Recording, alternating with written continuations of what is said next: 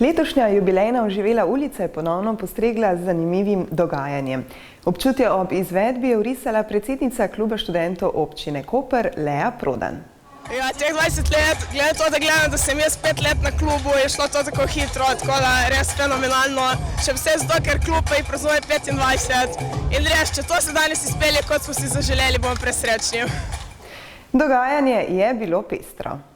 Mogoče so malo le prizorišča premeščena, torej muzejskega trga ni, je pa tukaj Verdijeva, kjer imamo skatepark, drugače imamo tudi srečolov, zbiramo za fantka, ki mu mišice ne delujejo, torej bo pač denar v njegovo zdravljenje podarjen, drugače pa je vse isto, kot ponavadi. Kako se je vse skupaj začelo, pa je predstavil pobudnik oživele ulice in sedanji župan mestne občine Koper, Aleš Bržan. No, oživele ulice so začele pred 19 leti, letos je 20, to je bilo leto 2000.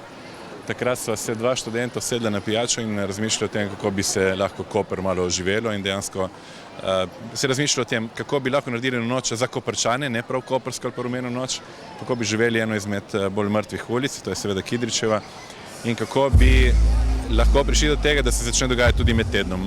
V bodoče bodo na mestni občini Koper spodbujali prireditve namenjene domačinom.